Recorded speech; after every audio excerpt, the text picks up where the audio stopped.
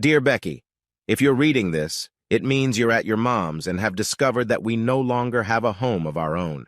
In this envelope is a key to a storage unit on Green Street with your clothes and personal effects. I paid a month's rent for storage. I didn't have time to pack it neatly, so I hope you won't mind the 12 garbage bags I used. I tried to be gentle with fragile items. Well, I tried. Thanks for leaving me a letter on the mantelpiece when you and Brad went on the 2-week cruise with those tickets I brought home. You were so surprised when I walked in and found you and Brad sleeping in our bed. I could tell by the smirk on that asshole's face that he was so proud of himself when you begged him not to stop. I don't know what my best performance was. The sad look on my face when I saw the two of you, or when I threw the flowers and tickets and told you to take your lover on a cruise because you obviously didn't want me anymore. I saw Brad's eyes light up when he heard about the cruise and he had that smirk on his face, yeah, because he thought he'd won. Or my best performance might be the 3 weeks I had to act humiliated because that asshole was telling everyone in the office how he had my wife because I wasn't man enough to take care of her. Even the office manager came to my desk to laugh at me. Please thank Brad for the email he left at work, letting everyone know he was going on a 2-week cruise at my expense with my wife as his bed partner. I also want to thank you both for discussing that business trip he was sending me on so the two of you could be together for 4 days. I'm glad you admitted that he seduced you at the Christmas party at work. I know he's flirted with you at other company parties, but until this incident, I hadn't seen the two of you slip away. But at the Christmas party, I saw you two having sex for the first time and took a picture with my phone. His wife describes him as more of a pump-and-dump stallion. He has lasting power, but she assumes you'll get bored of him soon enough. She finds my somewhat smaller size and tender lovemaking with affectionate foreplay more enjoyable. Yes, his wife and I are now lovers. I went to their house and showed her your picture about 2 weeks after the Christmas party, which she didn't know about. We originally planned to hook up for revenge, but found that we were so good in bed that we just started making love regularly. The more we met and talked, the more we fell in love with each other. That's when we started planning the cruise and the ultimate revenge fuck for the two of you. We started recording all of your conversations so we knew what you two were planning. My lawyer liked the conversations when you and Brad were discussing where to send me next. Tina and I were worried that you wouldn't give in to the main part of the plan. The hardest part was convincing you to sell the house first. I thought you'd buy the offer to buy us a bigger house in a better neighborhood, and you did. Second, I stormed in with the papers you were supposed to sign right after I saw Brad leave. I knew you'd smell sex and want me out of the house as soon as possible.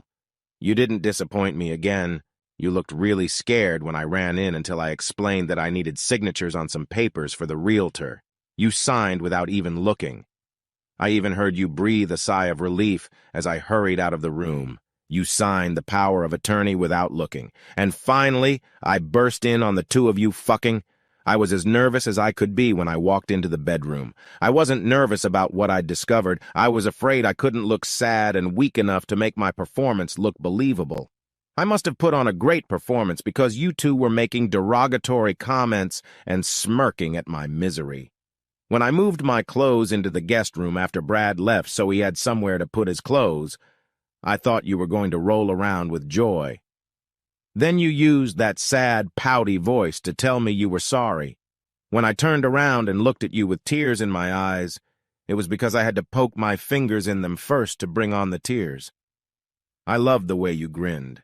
I wanted to stay as far away from you as possible, just like Tina, Brad's wife, stayed away from him. I know he doesn't wear a wedding ring and tells women he's not married, but trust me, he's been married for 5 years. You, Becky, are about the 8th or 9th affair his wife has suspected since they got married. The reason for this letter is to tell you and Brad that Tina and I have dumped you cheaters. We're not asking for a divorce. If you two want a divorce, you're welcome to pay for it. Information for Brad. He will, of course, call you when he finds out that Tina has sublet their apartment. Unlike me, she donated his clothes to the Salvation Army. We found a couple willing buyers who bought all the furniture from our house and later their apartment. Tina and I need somewhere to live after our house was sold and her apartment sublet, so we went to Europe to think about it. Tina emptied the bank accounts but left the credit cards open for our trip since we were low on cash. Tell Brad he will definitely love all those frequent flyer miles we got for him. While you two were traveling, we spent a week in Europe, in top-notch five-star hotels, all on Brad's cards. You might regret choosing Brad. His credit limits aren't very high.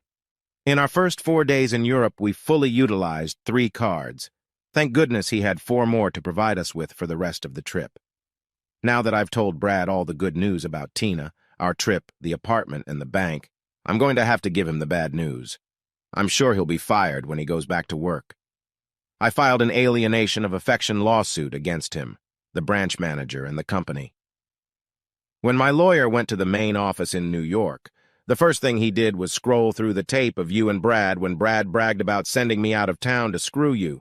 He then scrolled a tape of other employees coming up to my desk to humiliate me for being hornswoggled by Brad, with the branch manager joining in the humiliation. Next, the attorney presented Brad's email about the cruise on the company's server.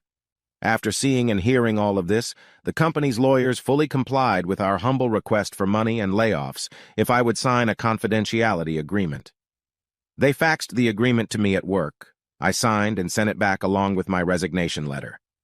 They gave my attorney 2 checks, one for his fee and one for me, consisting of my cash pension, settlement, and any unused vacation days. I was retired before you and the asshole even boarded the ship. Tina also sold one of their cars and her sailboat. Tell Brad he should watch what he signs before he runs out the door. He, like you, gave Tina his power of attorney. She was going to sell the car you came home in, but decided it wouldn't do much considering how many payments were left. Now about you, my loving wife, who took great pleasure in tooting my horn and calling me a wuss. While you and Brad were laughing, Tina and I were planning. All the humiliation you two heaped on me is now coming back to you both double. I hope your mom lets you and Brad stay at her house. When I gave her the letter, I explained to her that you were on a cruise with your lover, and that I was leaving you because I couldn't bear the humiliation of the 2 of you openly having sex in our home. I gave her a copy of your humiliating letter. She seemed very upset about your promiscuous behavior, that's what she said. All I did was call you a good wife who chose to be another man's whore. Your mother thought that adequately described your actions. Anyway, you signed the power of attorney earlier. Refer to the beginning of the letter if you've forgotten. So I sold the furniture then when you boarded the ship. I moved my clothes and belongings into Tina's hotel room. When Brad sent me to Florida for those 4 days, I took a couple days of medical leave, flew out of the country, and opened a bank account in the Cayman Islands. When we closed the sale of the house, I transferred the money into my new account. As I explained, my wife was not present at the closing of the sale because she was looking for a new place to live and I would be leaving soon. Accordingly, they were more than happy to help. I also sold both of our cars as I didn't need them. I closed credit card accounts except for one in my name only, so hopefully you didn't try to use the cards while traveling. That could have been pretty embarrassing. I closed all of our bank accounts, and again, that power of attorney came in handy. The home buyers happily transferred the money into my new account. Oh, I used your share of that money to pay off our joint credit cards before the cards were closed. I'm thoughtful, huh? I always thought you were one of the most beautiful women I'd ever seen until I met Tina. Now I know Brad is a fucking idiot for cheating on a goddess like Tina. She has shoulder-length brown hair and sparkling green eyes. She's short and slender, with perfect little breasts that won't sag to her navel like you will in a couple years, and a nice tight ass.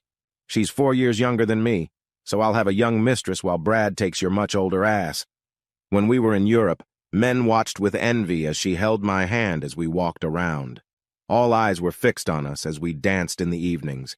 The stars watched as we made love every night.